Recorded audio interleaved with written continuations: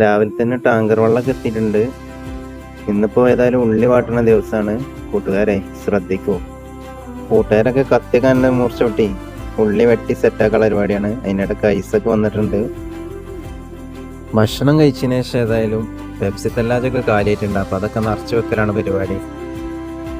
മഗ്‌രിബ് നിസ്കാരം കഴിഞ്ഞതിന് ശേഷം മാഷാ അല്ലാ പിന്നെ നിൽക്കാനും ഇരിക്കാനുള്ള ഒരു ഒഴിവ് കിട്ടിയിട്ടില്ല. അതിനിടയ്ക്ക് തന്നെ ഉള്ളി വാട്ടലുണ്ട്. ആഴ്ചയിൽ ഒരിക്കൽ 40-45 കിലോ ഉള്ളി എന്തായാലും വാട്ടേണ്ടി വരും എല്ലാ കടിയിലും. അപ്പോൾ അതിനിടയ്ക്ക് നമ്മളെ കസ്റ്റമറായിട്ടുള്ള യമനി കൊടുന്നിട്ടുള്ള റൊട്ടിയും അതിന് കൂട്ടാനുള്ള ഒരു കറിയൊക്കെ കൂട്ടിയിട്ട് ചായയൊക്കെ കുടിച്ചു. ഉള്ളി വാട്ടൽ കഴിഞ്ഞപ്പോഴേക്ക് നമ്മൾ ആശാനാകെ തളർന്നിട്ടുണ്ട്. അപ്പോൾ ആശാൻ്റെ തളർച്ചയൊക്കെ ഒന്ന് മാറ്റാൻ വേണ്ടിയിട്ട് ഇന്ന് കാട ഫ്രൈ ആക്കാനുള്ള പരിപാടിയാണ്. അങ്ങനെ സദീഖിൻ്റെ അത്ഭുത കൂട്ടൊക്കെ കൂട്ടിയിട്ട് കാട ഫ്രൈ റെഡിയാക്കാനുള്ള പരിപാടിയിലാണ്.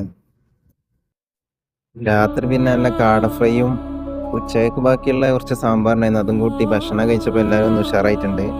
അപ്പോൾ ഇന്നത്തെ വിശേഷം ഇതൊക്കെയാണ്. അപ്പോൾ ഓക്കെ, ബൈ ബൈ.